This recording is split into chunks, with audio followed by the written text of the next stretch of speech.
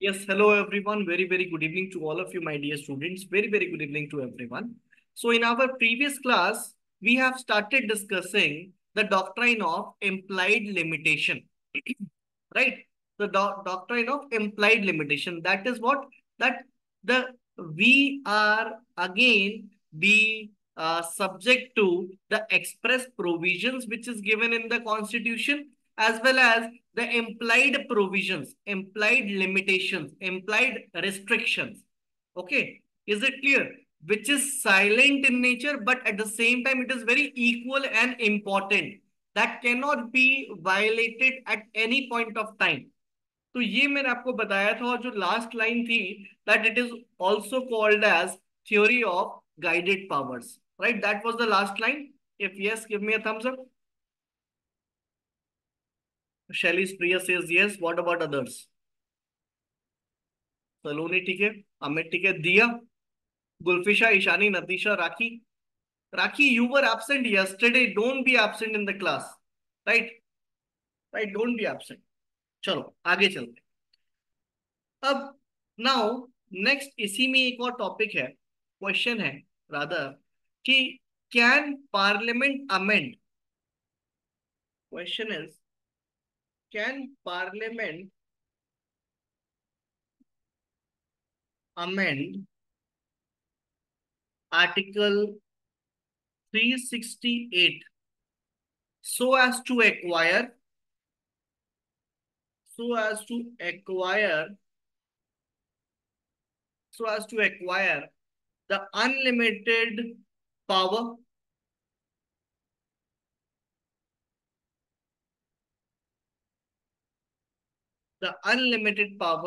of amendment.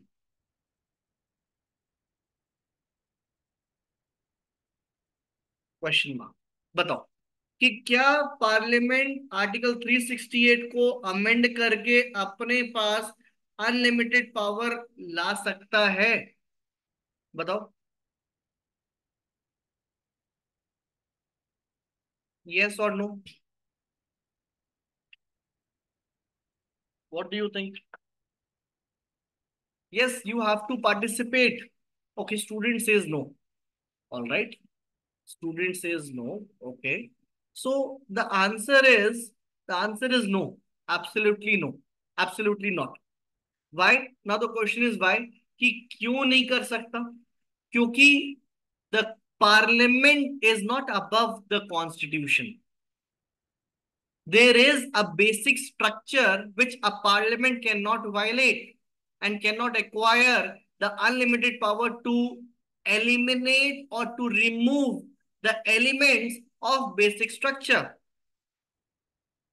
Yes, Miss Natisha.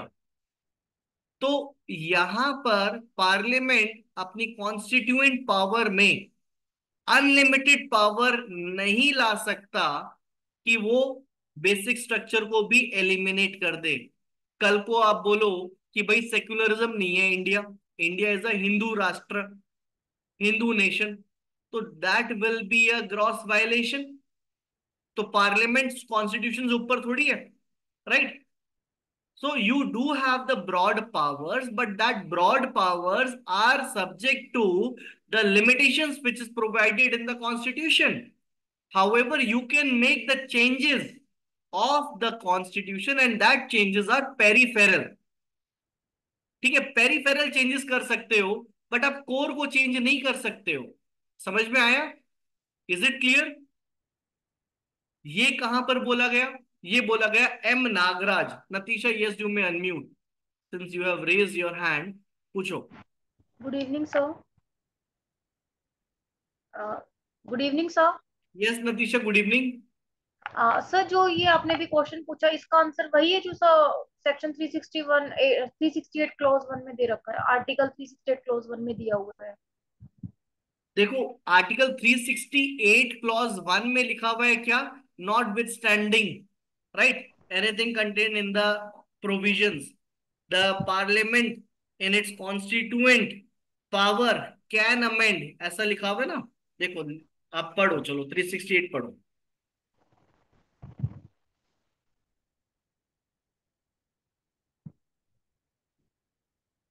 Late me take it out. Article 368, here it is, 368। समझो।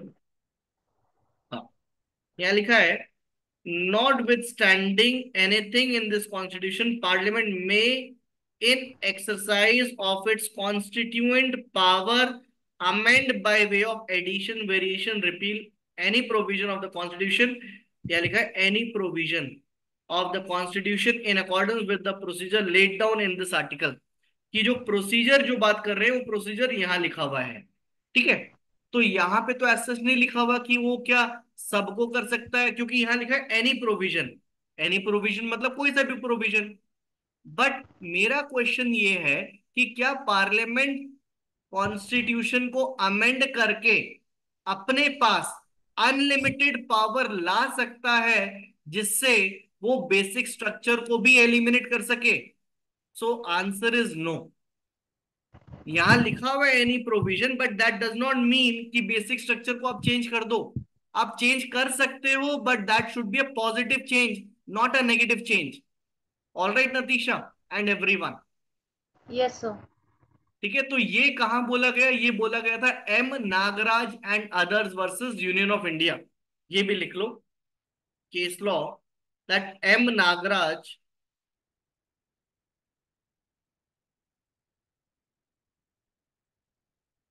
And others versus Union of India. Union of India, that was 2006 Supreme Court. It was five judges bench. It was five judges bench delivered by S.H. Kapadia Justice. Delivered by S.H. Kapadia Justice।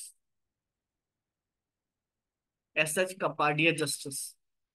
तो यहां पर एक point लिख लो, the amending power,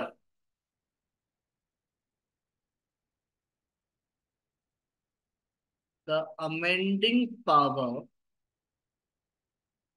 of parliament, of parliament is subject to, is subject to both substantive,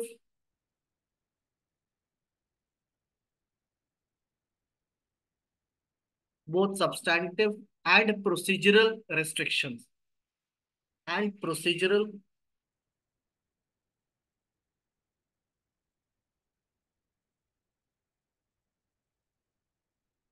and procedural restrictions।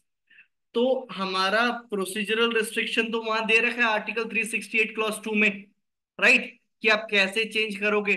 वहां पे लिखा हुआ ना कि हमें एब्सोल्यूट मेजोरिटी चाहिए, प्लस स्पेशल मेजोरिटी चाहिए, प्लस एसेंट चाहिए ऑफ प्रेसिडेंट। तो फिर वो दोनों हाउस से चाहिए मेजोरिटी, ठीक है। या फिर अगर हमें कोई स्पेशल आर्टिकल्स का अमेंडमेंट चाहिए तो वहां पे इन दोनों के अलावा हमें रैटिफिकेशन भी चाहिए किन लोगों का? स्टेट्स का, और वो भी half of the states should ratify. तो फिर वो प्रोसीजरल रिस्ट्रिक्शन है। अब यहाँ पे सब्सटैंटिव रिस्ट्रिक्शन क्या आ गया? सब्सटैंटिव मतलब जो आर्टिकल्स में दे रखे हैं, जैसे कि आप बेसिक स्ट्रक्चर की बात करते हैं, इक्वालिटी को नहीं हटा सकते, डिग्निफाइड लाइफ को नहीं हटा सकते। वहां लिखा हुआ है, अभी लिखा हुआ है राइट टू इक्वालिटी। अभी लिखा हुआ है क्या? Article 21, that every person has a right to life and right to life also includes dignified life.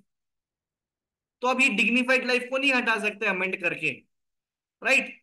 Okay, is it clear? तो ये एक सब्सटैंटिव रिस्ट्रिक्शन है पार्लियामेंट के ऊपर। Is it clear everyone? Amit, Deepanshi, Diya, Gulfisha, Ishani, नतीशा, rakhi, Rupal, Saloni, Shaili, Priya, good, ठीक है। Yes, प्रिया, सलोनी, शैली ठीक है, राखी ठीक है। What about others? रूपल ठीक है, Diya, Gulfisha, Ishani, Natisha. I believe that it is clear to you also. एक और पॉइंट लिखो यहां पर, write down one more point, that is the doctrine of basic structure. The doctrine of basic structure is essentially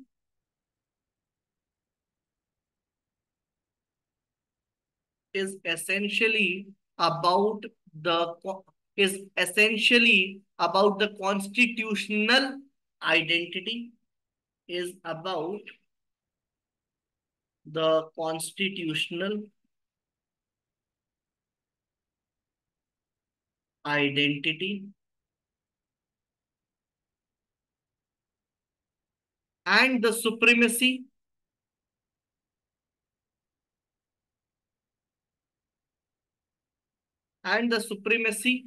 of constitutional identity, of constitutional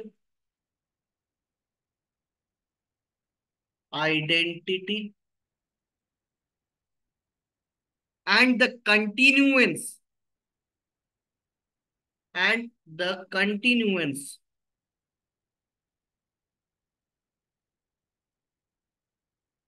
and the continuance of constitution of the constitutional supremacy.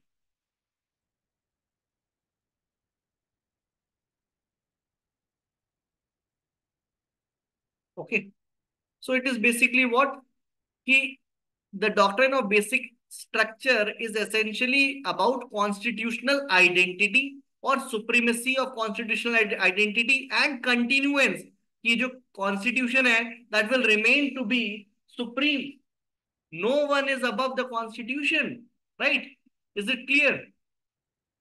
तो ये जो basic structure का जो concept है ना, it is very very very overarching. Overarching, arching मतलब बहुत फैला हुआ है. Is it clear my dear students? तो ये जो बेसिक स्ट्रक्चर का जो कॉन्सेप्ट है, it is very very overarching. Overarching मतलब बहुत ज्यादा फैला हुआ है. दीज प्रिंसिपल्स क्या है? ये these principles are set of systematic principles which are the bedrock. Is it clear कि जो प्रिंसिपल है एक बड़ी सिस्टमैटिक प्रिंसिपल है जो कि बेडरॉक है of express provision of constitution. Is it clear? तो ये जो हमारा कॉन्स्टिट्यूशन है एक तरह से ऑर्गेनिक एंटिटी है. अब आप पूछोगे सर ऑर्गेनिक एंटिटी कैसे है? आई एम सेइंग दैट, ये इसको लिख लो, एक पॉइंट लिख लो आप, that these principles these principles see, ये जो मैं आपको लिखवा रहा हूं, this will help you in order to write your answers. ठीक है, इन योर मेन्स. तो इसको लिखो, in these principles are are set of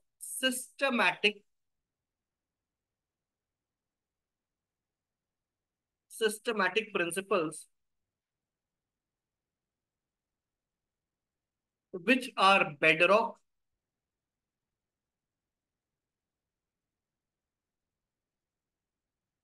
of express provision of express provision of constitution and which binds the constitution and which binds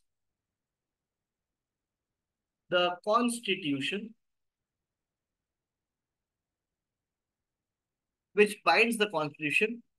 It provides vitality. It provides vitality and coherence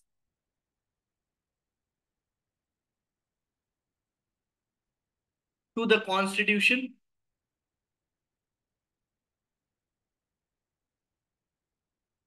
and coherence to the constitution, and they convert the constitution and they convert the constitution into an organic entity. अब आप पूछोगे sir ये organic entity क्या होती है, ये rather मैं आपसे पूछता हूँ, आप मुझे बताओ ऑर्गेनिक एंटिटी का क्या मतलब है। बता दो।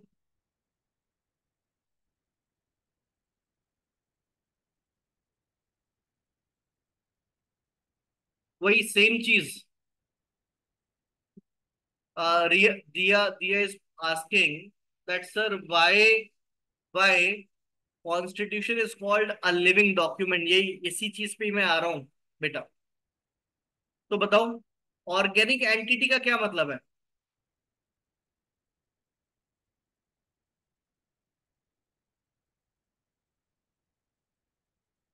ऑर्गेनिक एंटिटी का मतलब है body with organs. Right, organic entity का मतलब क्या होता है, body with organs. Right, body with organs मतलब that provides life to a body. It provides what, it provides life to a body. Right,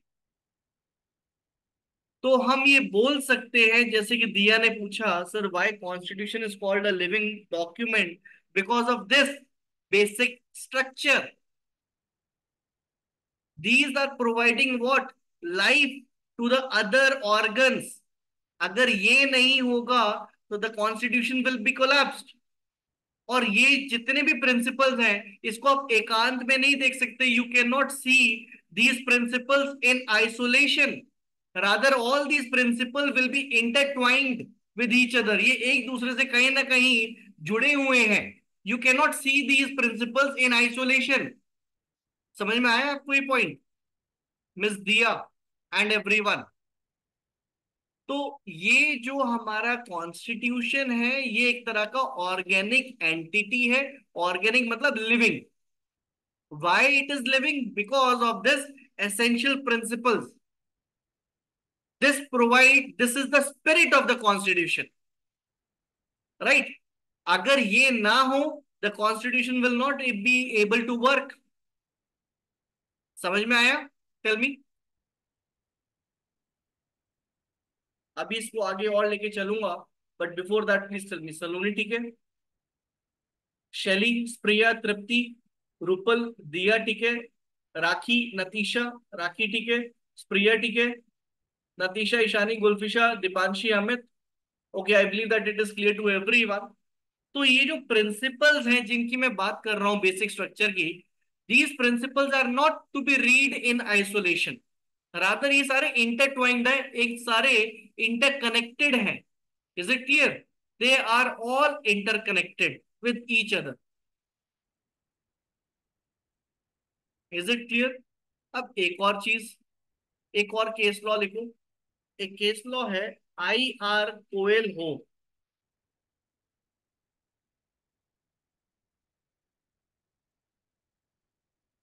dead by, dead by legal representative, okay, versus state of Tamil Nadu.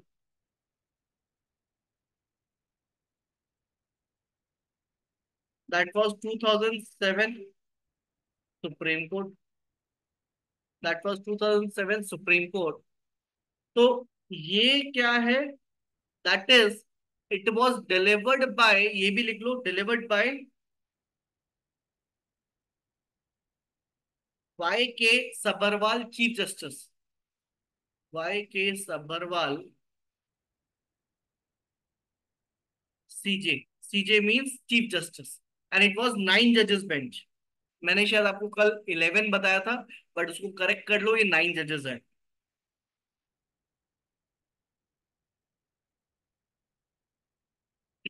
Okay, तो यहाँ question उठा, my dear students, यहाँ question उठा कि ये जो हमने ninth schedule बनाया था, राइट, ये जो आपको याद है नाइन्थ शेड्यूल कौन से अमेंडमेंट से बनाया था, राइट इट डाउन फास्ट। एक मिनट मैं आंसर्स हाइड कर देता हूँ ताकि एक दूसरे के आंसर्स आपको दिखे नहीं।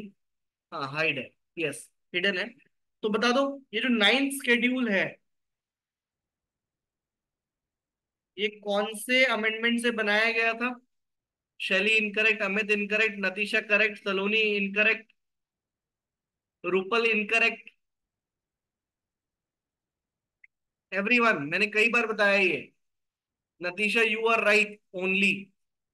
बाकी और बच्चों का देखते हैं। नाइन्थ शेड्यूल बता दो।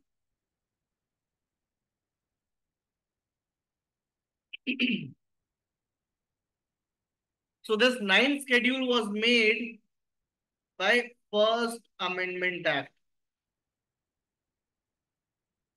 by First Amendment, right? तो नाइन्थ शेड्यूल का क्या पर्पस है? Ninth schedule read with article 31B, right? ये कहता है कि अगर नाइन्थ शेड्यूल में आपने कुछ भी ऐड करते हो तो that will be out of purview of judicial review, कि उसका जुडिशियल रिव्यू नहीं हो सकता। ये आर्टिकल 31B में लिखा हुआ है, राइट? ओके, तो एक बार 31B निकालो, आर्टिकल 31B निकालो।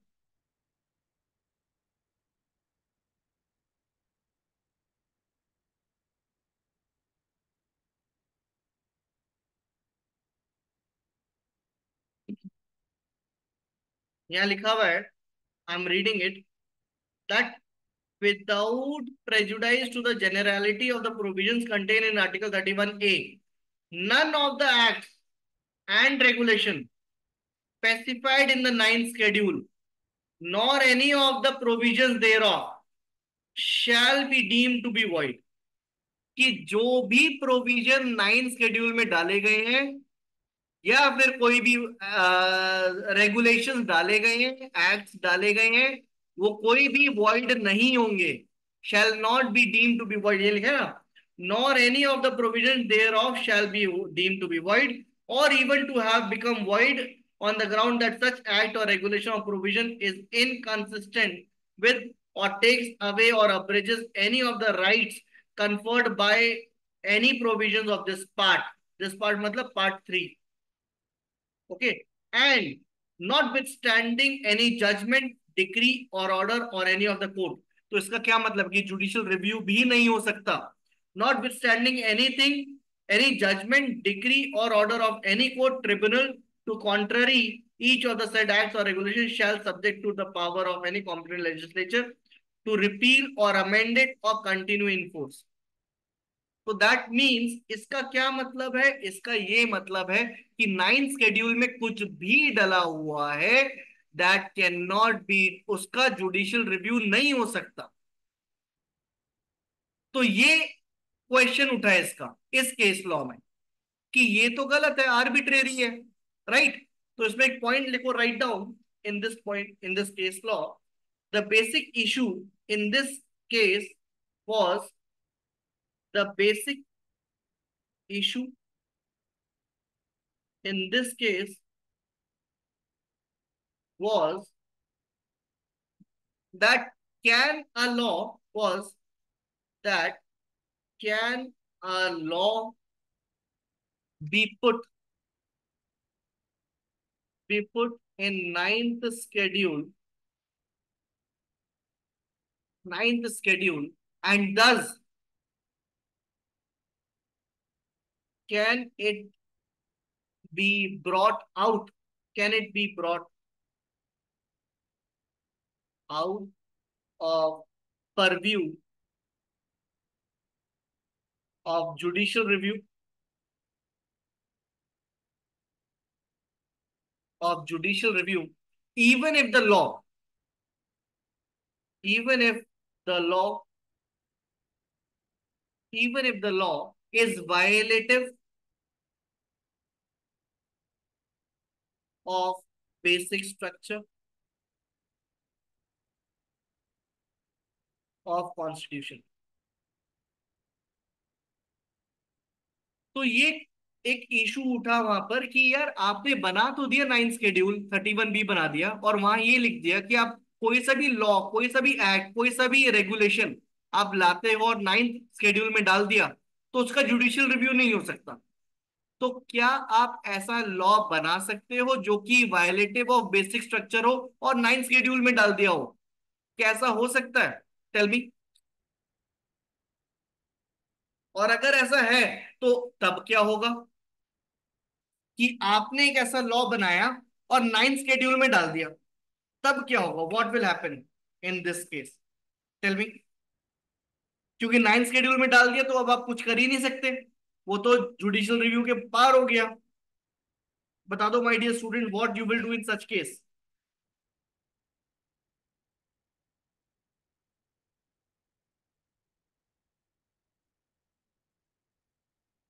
मैं बताता हूँ।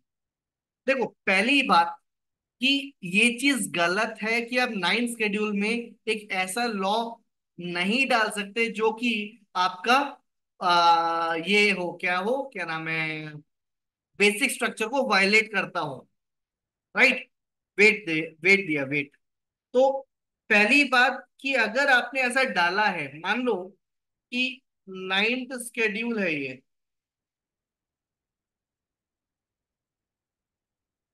ये एक नाइन्थ शेड्यूल है और आपने एक लॉ डाल दिया।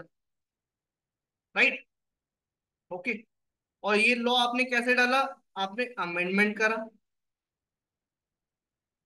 राइट? आपने एक अमेंडमेंट करा और अमेंडमेंट करने के बाद लॉ नाइन्थ शेड्यूल में डाल दिया। Is it clear? और अब कह रहे हो कि भाई ये लॉ तो वायलेटिव है ऑफ बेसिक स्ट्रक्चर। ये तो लॉ तो वायलेटिव है ऑफ बेसिक स्ट्रक्चर, तो इसका जुडिशियल रिव्यू होना चाहिए।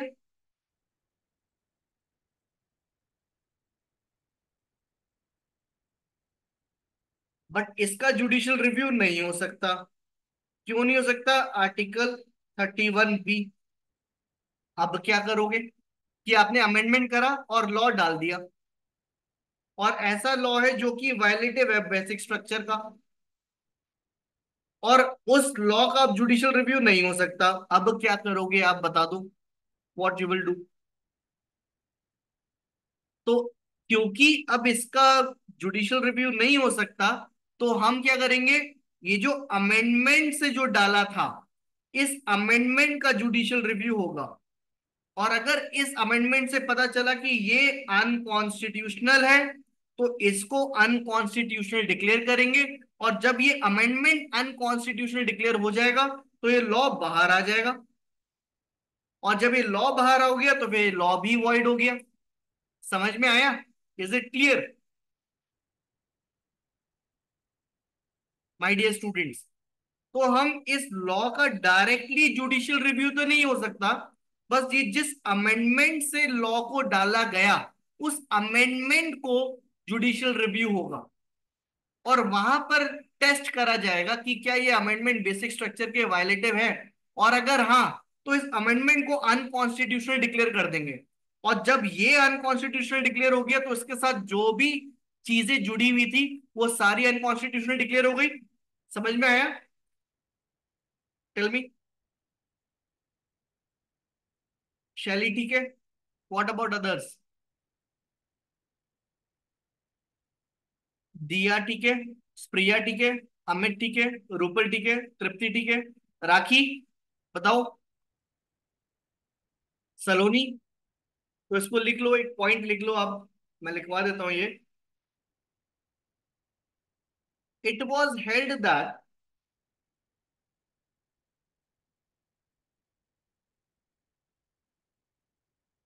It was held that any law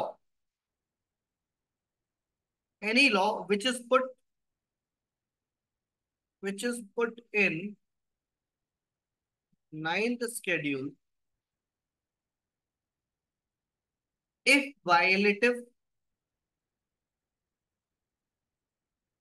of basic structure, basic structure, then the amendment,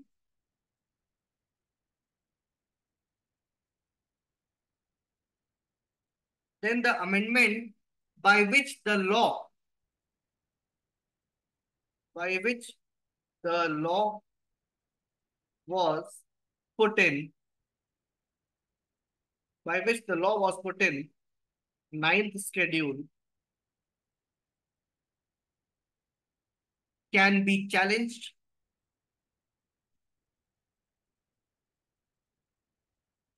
can be challenged on the basis of, on the basis of Keswananda Bharati judgment.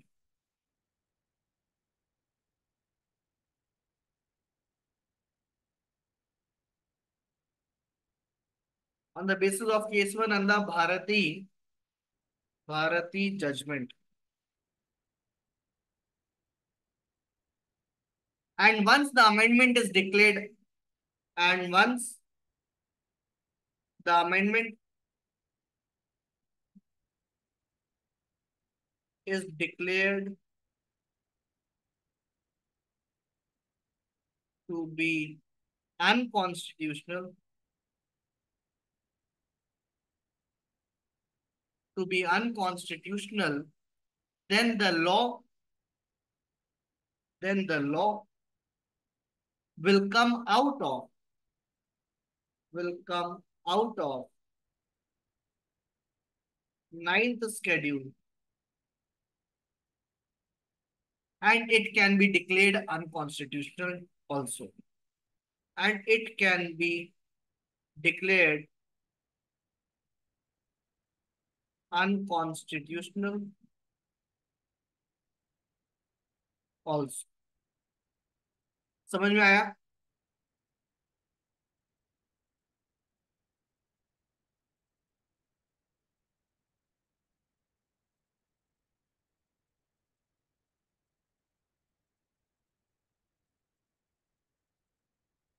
Is it clear? Done? If yes, give me a thumbs up. प्रिया ठीक है, शैली ठीक है, what about others? तो ये बोला गया था आई आर कोयल हो में कि अगर आपने कोई ऐसा लॉ बनाया है जो कि वायलेटिव है बेसिक स्ट्रक्चर का और उसको नाइन्थ शेड्यूल में डाल दिया, तो क्या हो? तो फिर जिस अमेंडमेंट से हमने वो लॉ बनाया था उस अमेंडमेंट का हम चैलेंज करेंगे और उस अमेंडमेंट को अनकॉन्स्टिट्यूशनल डिक्लेयर करेंगे।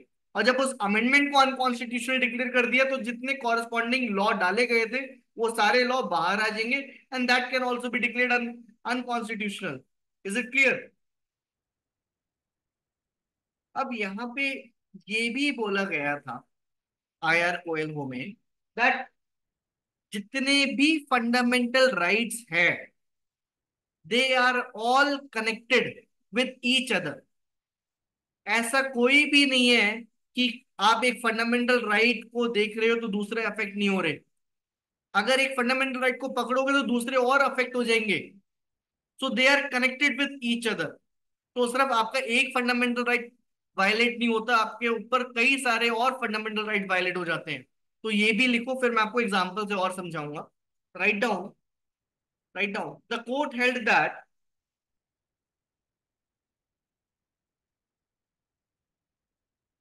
the court held that various fundamental rights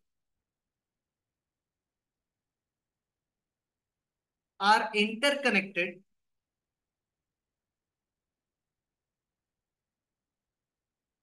are interconnected as far as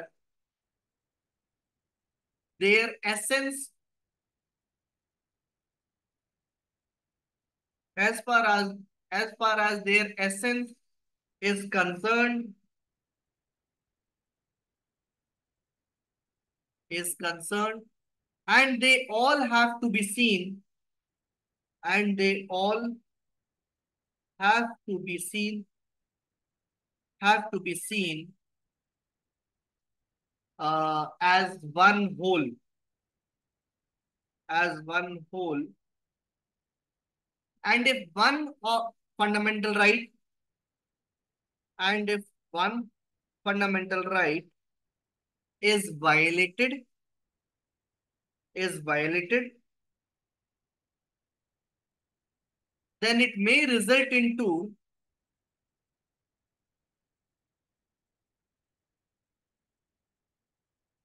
then it may result into the violation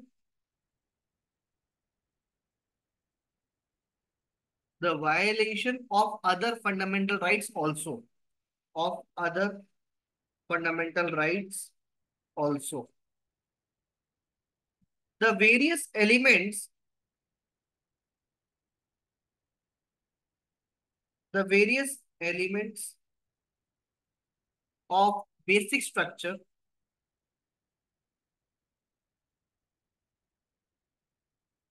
of basic structure cut across, cut across the various fundamental rights,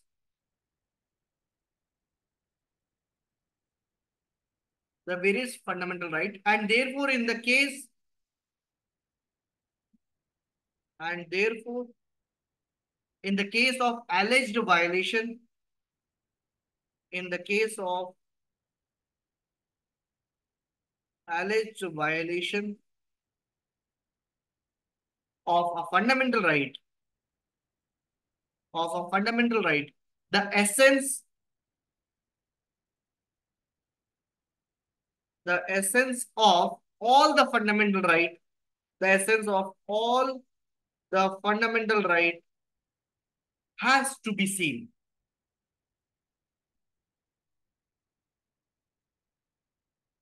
Okay, is it clear?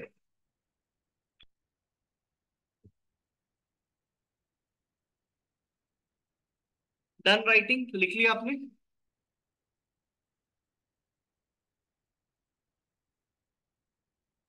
राखी ठीक है, सलोनी ठीक है, शैली ठीक है, गुलफिशा ठीक है, प्रिया ठीक है, तृप्ति ठीक है, दिया ठीक है। तो बेसिकली ये कह रहे हैं कि जितने भी फंडामेंटल राइट्स हैं वो सब एक दूसरे से कनेक्टेड है, और आप किसी एक फंडामेंटल राइट को अलग से एग्जामिन नहीं कर सकते। अगर किसी का एक फंडामेंटल राइट वायलेट हुआ है तो जाहिर सी बात है उसके और सारे फंडामेंटल राइट्स भी वायलेट हुए होंगे। तो they are all intertwined with each other. अच्छा टेल मी, आपने कभी जिंदगी में मैगी खाई है? ऐसा कोई ही शख्स होगा जिसने नहीं खाई हो, आई बिलीव सबने खाई है। सबने खाई है? If yes give me a thumbs up. Saloni, Shaili, Priya, Gulfisha, Tripti, okay, दिया। तो सबने खाई है मैगी। क्या आपने कोशिश करी है सिर्फ एक नूडल निकालने की? क्या हमेशा एक नूडल निकलता है या फिर it is connected with some two three noodles, right? अब बच्चे कह रहे हैं सर मैगी की बात मत करो, हम वैसे ही घर पे हैं और शाम हो रही है, बारिश का भी मौसम है, मैगी खाने का मन कर जाएगा, है ना? राइट, कोई बात। तो क्लास के बाद खा लेना, अभी सुन लो फिलहाल। तो इट इज जस्ट, ये जो फंडामेंटल राइट्स है that is also very equal to Maggi. क्यों? क्योंकि मैगी भी एक दूसरे से कनेक्टेड है। You can not pick only one noodle, rather once you start picking one noodle it will automatically connected with other noodles, right? So they are all intertwined with each other. अब जैसे कि एक example देता हूं मैं। मान लो there is a person, इसका नाम है मिस्टर ए, राइट? बट ये पर्सन जो ए है ये सोशली बैकवर्ड है,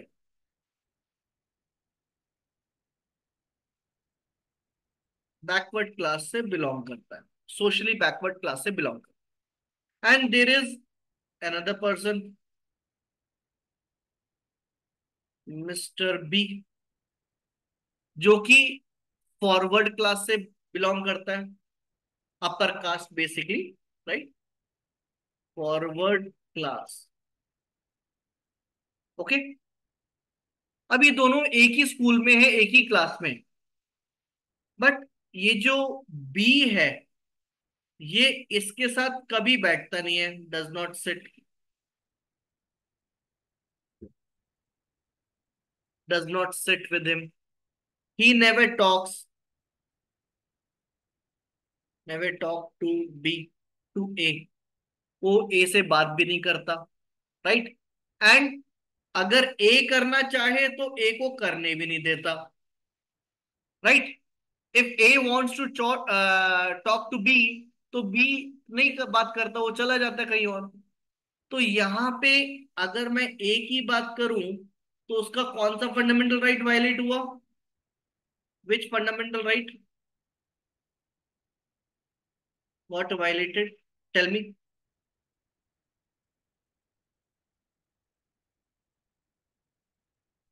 उसका कौन सा फंडामेंटल राइट वायलेट हुआ? ए का। Students is right to equality, discrimination, article 15। Okay.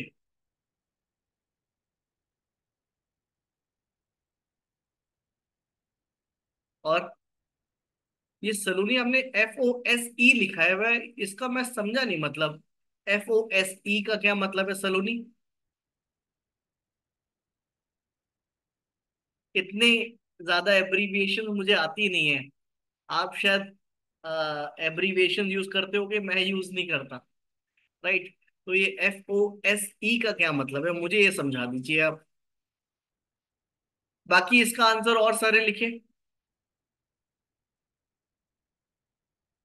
तो आप कह रहे हो कि सर, एक तो राइट टू इक्वालिटी आप कह रहे हो, है ना? Right to equality, discrimination basically, that is article 15, right? 14, 15। इसके अलावा आर्टिकल 21,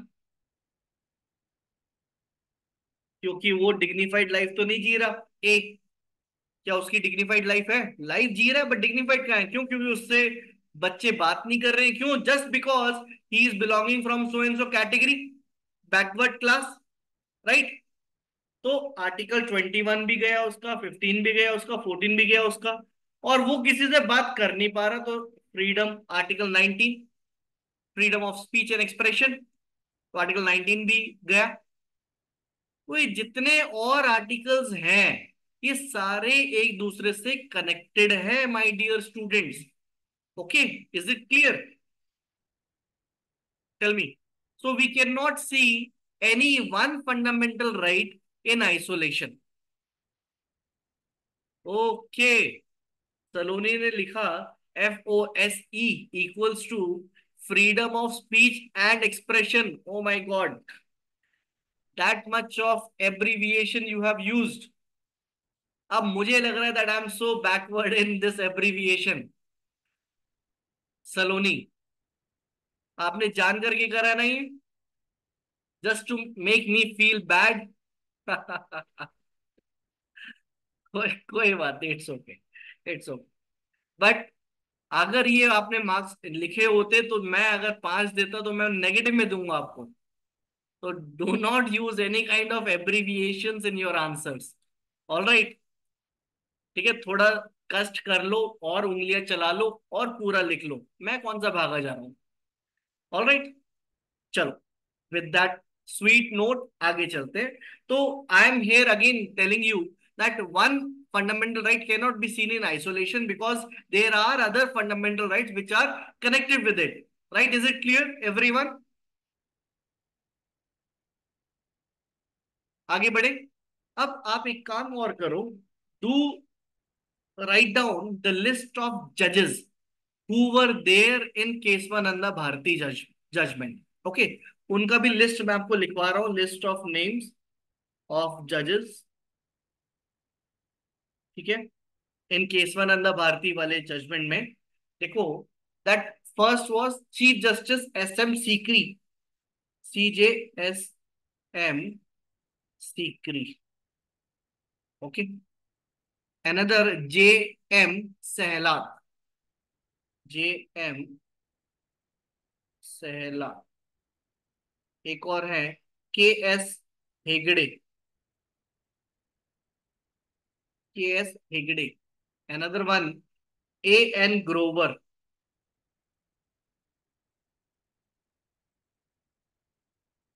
वेट में दिया, wait, AN Grover. Next B Jagan Mohan Reddy.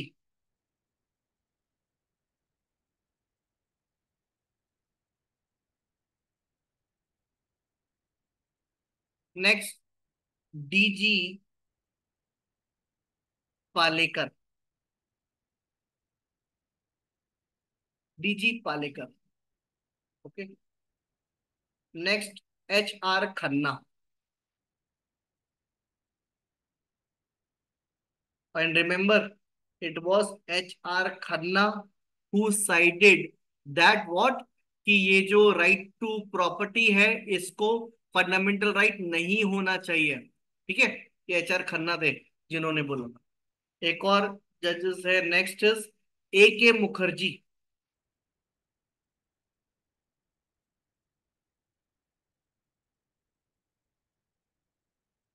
Another one is Y V Chandrachud.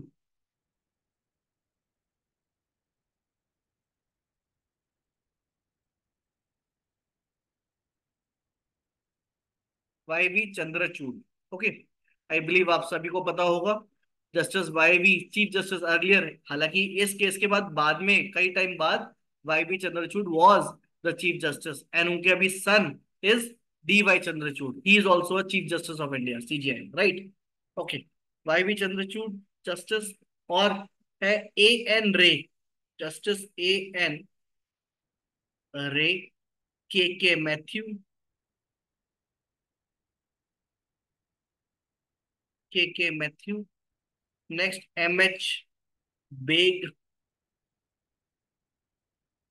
Next, S N Dwivedi.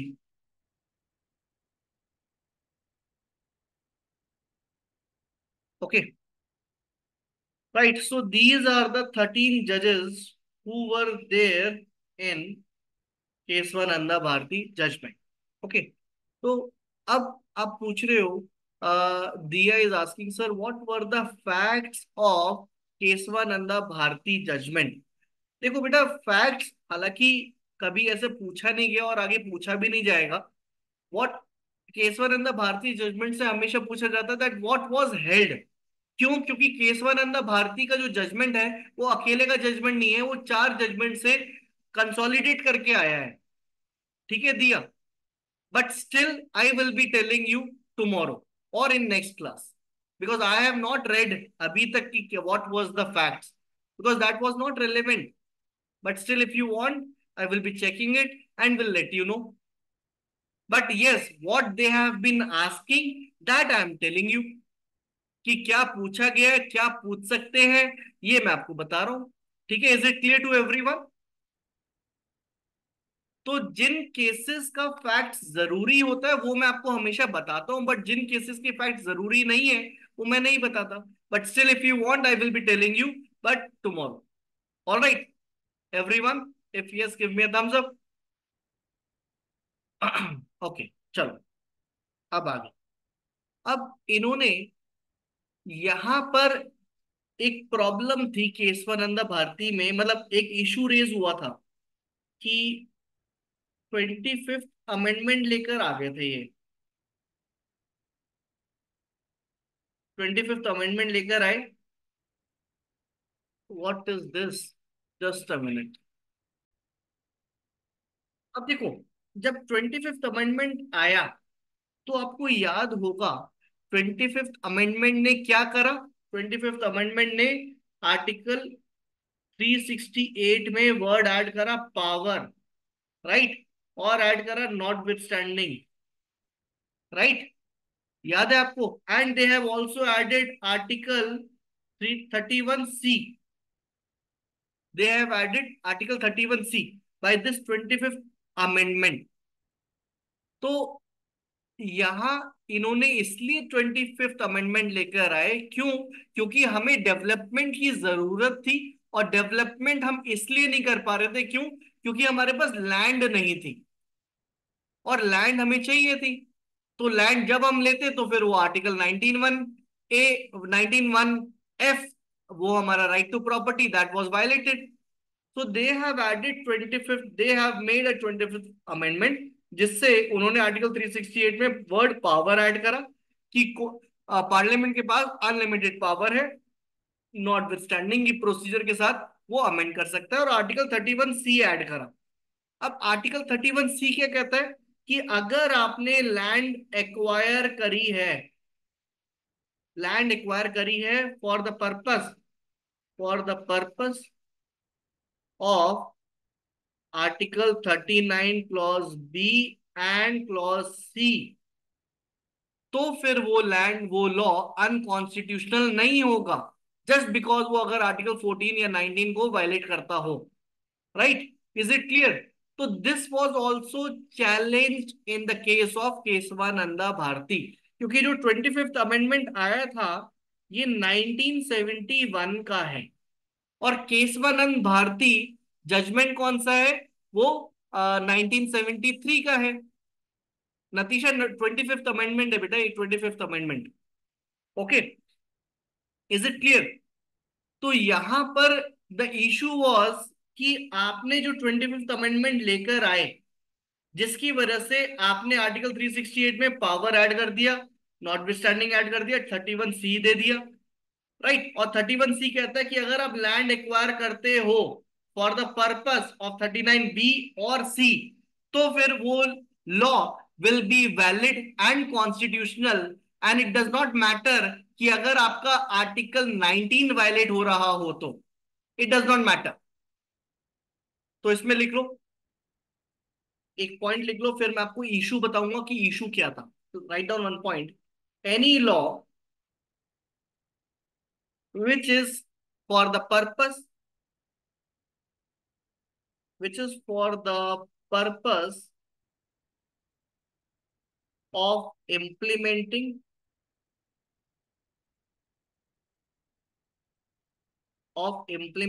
the policy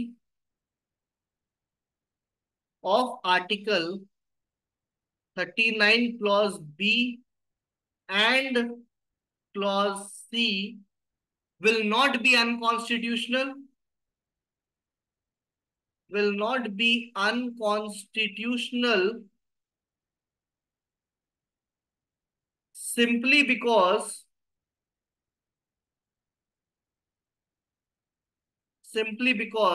it violates article 14 and 19. It violates article 14 and 19. Okay, right?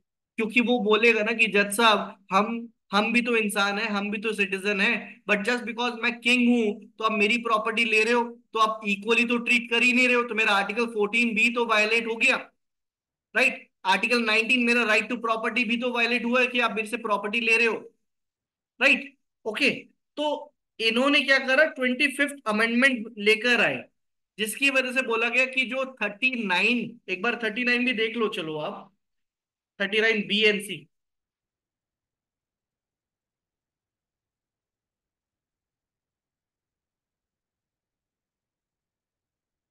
ये कह रहा है the state shall in particular direct its policy towards securing that the ownership and the control of material resources, material मतलब important resources, okay, material resources of the community are so distributed as best to subserve the common good, कि अगर आपने इसके लिए कोई law लेकर आए हो, और वो लॉ इस चीज के लिए लाए हो, और वो लॉ इज वायलेटिंग आर्टिकल 14 और 19, उससे कोई फर्क नहीं पड़ेगा।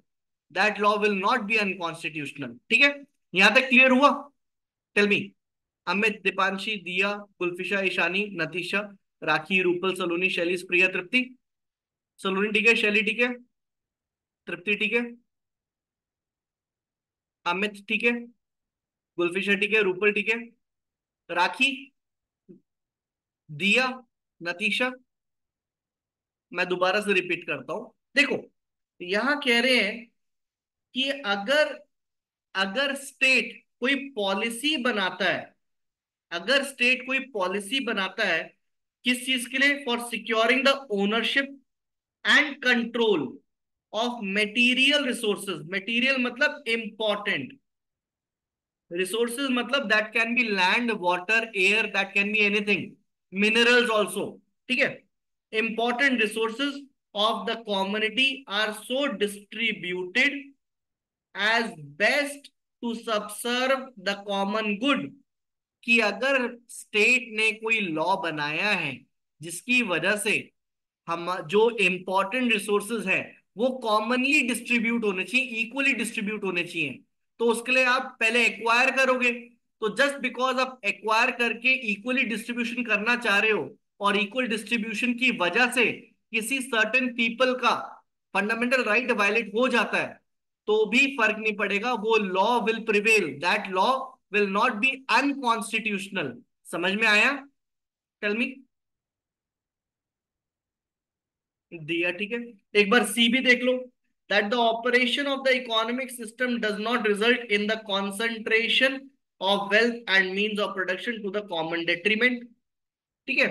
तो मतलब आपका कंसंट्रेशन नहीं होना चाहिए एक या एक पीपल के पास या कम्युनिटी के पास, that shall also be distributed. तो यहां पर ये जनरल पीपल, मास पीपल की बात कर रहे हैं कि आपका जो इंपॉर्टेंट रिसोर्सेज है वो डिस्ट्रीब्यूट होना चाहिए। और अगर हम 37 देखेंगे, 37 कहता है application of principles contain in this part, the provisions contain in this part shall not be enforceable by any court, कि ये जो प्रोविजंस हैं ये एनफोर्सिएबल नहीं है, but the principle therein laid down are nevertheless fundamental in the governance. कि ये नो डाउट ये क्या नहीं है, एनफोर्सिबल नहीं है, बट ये फंडामेंटल है गवर्नेंस के लिए of the country, and it shall be the duty of the state to apply these principles in making laws. कि ये स्टेट की ड्यूटी है कि वो ये अप्लाई करे। समझ में आया? Is it clear? तो अब यहाँ पे एक डाउट, एक इशू, एक क्वेश्चन रेज हुआ। वो कह रहे हैं कि ऑन वन हैंड, आपका DPSP, directive principle of state policy, इस पे क्वेश्चन उठता है कि कौन से पार्ट में दे रखा है, तो फोर्थ पार्ट में दे रखा है। ठीक है। कहां से कहां तक है? आर्टिकल 36 से लेकर आर्टिकल 51। ये इंपॉर्टेंट है for your PT, preliminary test. तो पूछ लेते हैं ना कि डीपीएसपी कौन से पार्ट में दे रखा है, तो पार्ट 4 में दे रखा है। कहां से कहां तक दे रखा है? आर्टिकल 36 से लेकर 51 तक दे रखा है। ठीक है। अब ये कह रहे हैं कि article 39 B, article 39 C and article 37 for this. और आर्टिकल 37 कहता है क्या? कि DPSP are not enforceable,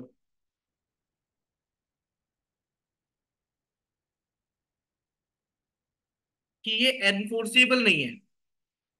but अगर आपने स्टेट ने लॉ बनाया है,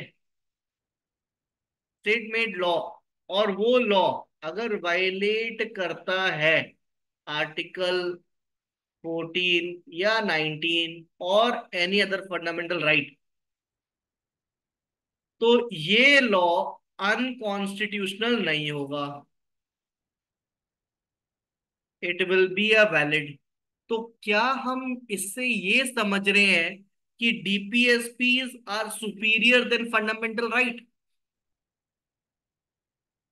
ये क्वेश्चन उठ गया कि यार आप एक हाथ पे कह रहे हो कि आपने लॉ बनाया इसके लिए, और वो लॉ अगर वायलेट कर रहा है हमारा फंडामेंटल राइट, तो उससे फर्क नहीं पड़ता, वो लॉ जो है कॉन्स्टिट्यूशनल रहेगा, अनकॉन्स्टिट्यूशनल नहीं होगा। तो क्या हम इससे ये समझे कि DPSPs are superior than fundamental right? आप क्वेश्चन समझ गए? पहले तो मुझे ये बताओ, क्वेश्चन समझे? Tell me. Supriya, Shaili, okay. What about others? Amit, okay.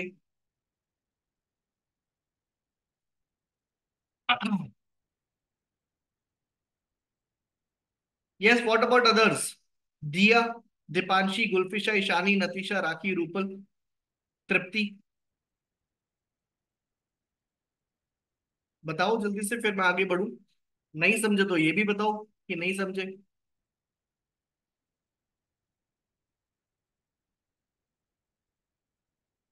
Yes sir, please repeat. Okay, चलो मैं रिपीट कर देता हूँ।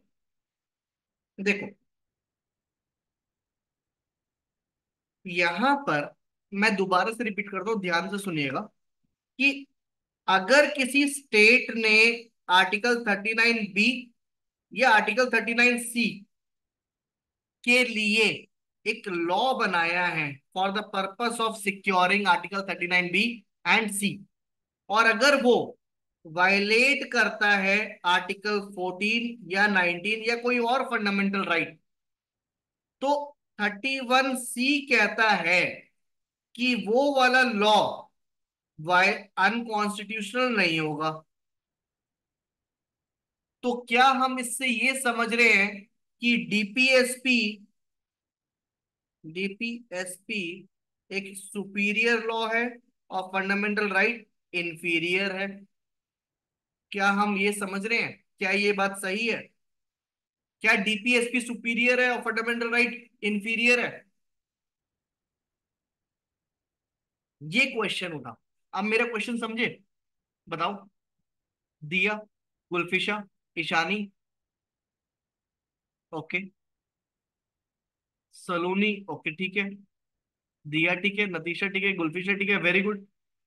तो यहाँ ये क्वेश्चन उठा कि जब आर्टिकल 37, एक और क्वेश्चन, आर्टिकल 37 कहता है कि डीपीएसपी एनफोर्सिएबल तो नहीं है, इज नॉट एनफोर्सिएबल। जब डीपीएसपी एनफोर्सिएबल नहीं है, तो आप डीपीएसपी को सुपीरियोरिटी क्यों दे रहे हो? How can you give superiority to DPSP which is not enforceable over fundamental right which is enforceable?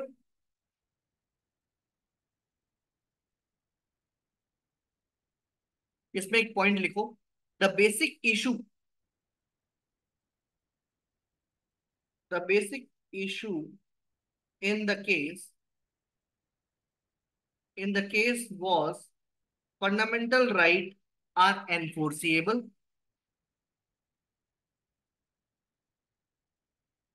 are enforceable, whereas whereas DPSP, directive principle of state policies, are not enforceable। अभी ये मैं समझाऊंगा enforceable का क्या मतलब है, non enforceable का क्या मतलब है। Just wait, kindly write down. DPSPs are not enforceable, so how can DPSP be given superior position, be given superior position over fundamental right? तो यह क्वेश्चन उठा कि भाई डीपीएसपी को आप सुपीरियर पोजीशन कैसे दे रहे हो जबकि वो एनफोर्सिएबल ही नहीं है? तो एनफोर्सिबल मतलब कि जहां पर आप कोर्ट में जा सकते हो और उसको एनफोर्स करवा सकते हो, लागू करवा सकते हो। तो यहाँ आर्टिकल 37 कहता है कि डीपीएसपी तो एनफोर्सिबल नहीं है, बट वो गवर्नेंस में it is the fundamental thing कि स्टेट को ऐसी पॉलिसीज बनानी चाहिए। Whereas on another hand fundamental right क्या है? फंडामेंटल राइट एनफोर्सिबल है कि अगर मेरा फंडामेंटल राइट वायलेट हुआ तो मैं कोर्ट चला जाऊंगा और कोर्ट मेरे को प्रोटेक्शन देगा। Is it clear? तो यहां पर कोर्ट ने आंसर दिया कि there is no relation of superiority और inferiority. We can not say, हम ये नहीं बोल सकते कि डीपीएसपी बड़ा है, फंडामेंटल राइट छोटा है, या फंडामेंटल राइट बड़ा है और डीपीएसपी छोटा है। We cannot say that since DPSPs are not enforceable, that does not mean they are inferior. Okay. We cannot say that the fundamental rights are enforceable, so they are superior. Rather, there is no conflict between DPSPs and fundamental right. They are at the same level. They are complementary to each other. समझ में आया? इनके बीच में कोई conflict नहीं है, कोई एक दूसरे को ओवरराइड नहीं कर रहा है।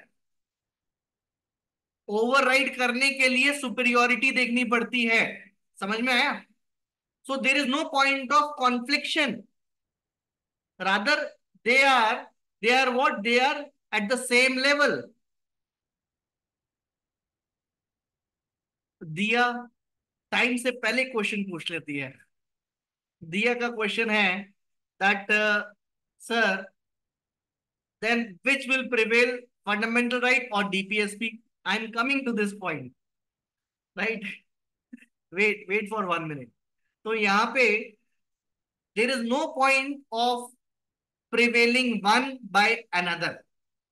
यू कैन नॉट से कि DPSP will prevail over fundamental right या fundamental right will prevail over the DPSP. There, for prevailing there shall be a conflict, कि अगर मुझे प्रिवेल करवाना है तो कॉन्फ्लिक्ट होना चाहिए ना। बट यहाँ पे there is no conflict between DPSP, rather they are at the same level, their ideas are in line with constitution. अगर हम ये बोले that if we make DPSP enforceable, तो वहां पर क्या होगा कि हर कोई व्यक्ति हाई कोर्ट या सुप्रीम कोर्ट चला जाएगा, एक रिट फाइल कर देगा।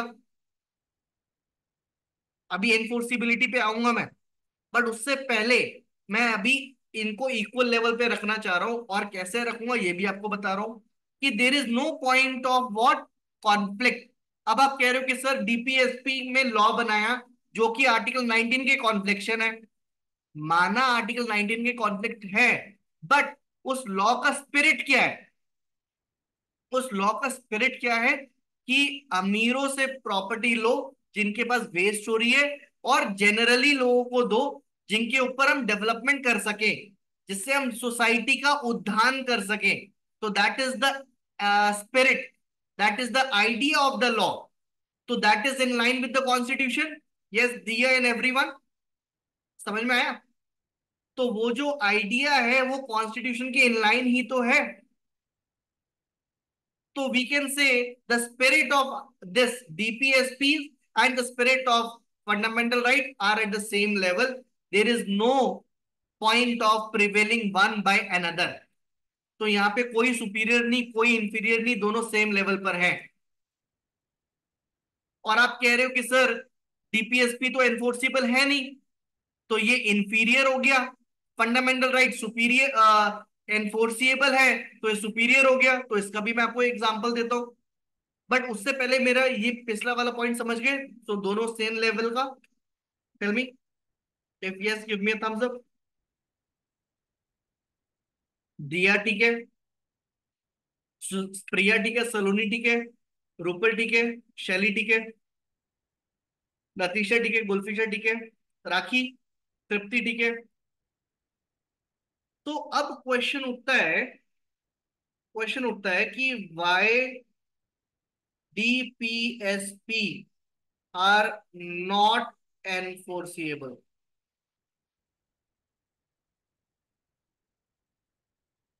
Y they are not enforceable? क्योंकि आर्टिकल 37 में लिखा हुआ है, आर्टिकल 37 में लिखा हुआ है कि डीपीएसपी को हम एनफोर्स नहीं करवा सकते। अब क्वेश्चन उठता है वाई, कि ऐसा क्यों? क्योंकि अगर इसको मैंने एनफोर्सिएबल कर दिया तो होगा क्या कि जब भी कहीं भी गलतियां होंगी स्टेट की, जहां पे स्टेट लैक करता है, कमजोर है, तो कोई ना कोई व्यक्ति सुप्रीम कोर्ट पहुंच जाएगा विद द रिट, बोलेगा जज साहब ये स्टेट की ड्यूटी थी और ड्यूटी अपनी वो नहीं कर रहा। तो जिसकी वजह से there will be a huge problem. Why? Because आज की अगर मैं डेट की बात करूं, तो we do not have the proper infrastructure, we do not have the proper resources, we do not have the proper awareness. मैं आज या कल की बात करूं तो बीजेपी का एक बंदा, एक MP member of the parliament, शायद ठाकुर नाम है, हिमाचल से। टेल मी क्या नाम है वो जो हिमाचल से एमपी है? हिमाचल या उत्तराखंड? यंग एज है, 37-40 एज का होगा। किसी को याद है? बीजेपी से है। एनीवन? No one? कोई बात। तो मैं उनका एक क्लिप देखा, मैंने एक क्लिप रील जो चल रही है, तो लोकसभा में उन्होंने ऐसे भाषण दिया ऑपोजिशन को कि आप ये जो कॉन्स्टिट्यूशन लेके नाच रहे हो, आपको पता भी है इस कॉन्स्टिट्यूशन में कितने पन्ने हैं, pages. Now just you just imagine कि पेजेस कौन ध्यान रखता है? ध्यान रखने वाली बात है कितने आर्टिकल हैं, कितने स्केड्यूल हैं, कहाँ क्या चीज दे रखी है, ये इंपॉर्टेंट है ना। But that person was boasting that do you know that how many pages are there, but there is no relevance of Anurag Singh Thakur. Yes, I considered him a learned person earlier, but after seeing this video, I was just thinking कि ऐसे कौन पूछ सकता है कि कितने pages हैं? Pages का रेलेवेंस नहीं है, पूछना चाहिए था कि कितने आर्टिकल्स हैं। Don't you think so? Tell me, you being a judicial aspirant, आपको क्या लगता है? ये क्वेश्चन ये होना चाहिए ना कि भाई आप कॉन्स्टिट्यूशन को बता रहे हो, आपको पता है कॉन्स्टिट्यूशन में क्या है, कितने आर्टिकल्स हैं, राइट? बट वो पूछ रहा है आपको पता है कितने पेजेस हैं। जस्ट इमेजिन, मैं आपसे पूछूं कितने पेजेस हैं, क्वेश्चन गलत है ना ये? चलो आगे चलते हैं। तो आई वॉज सेइंग कि why DPSPs are not enforceable, because हमारे पास रिसोर्सेज नहीं है, हमारे पास अवेयरनेस नहीं है।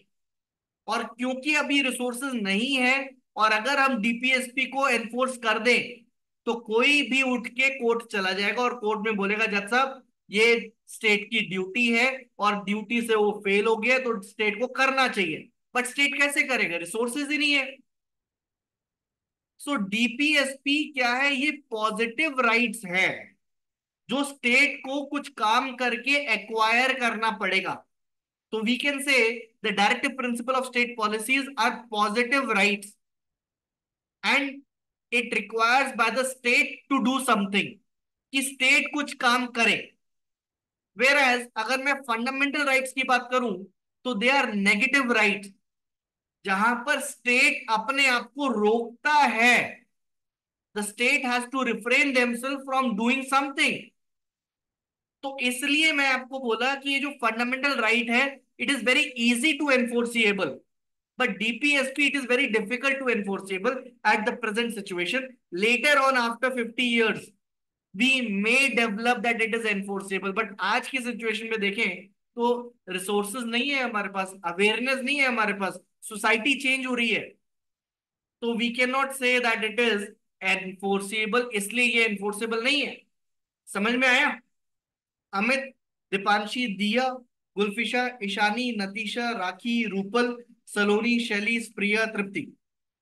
दिया ठीक है, अमित ठीक है, सलोनी ठीक है, प्रिया ठीक है, राखी ठीक है, रूपल ठीक है, तृप्ति ठीक है, शैली ठीक है, गुलफिशा ठीक है, नतीशा, टेल मी, अमित ठीक है? Very very good, excellent. तो ये सारी चीजें जो आज मैंने आपको एक्सप्लेन करा है, that all I will B dictating you tomorrow. ठीक है, right? The things which I have explained today, that why DPSPs are not enforceable, why fundamental rights are enforceable, the reason I will be dictating you tomorrow, today I have explained you. आज मैंने आपको explain कर दिया है। Now tell me, do you have any doubt in today's class? Tell me.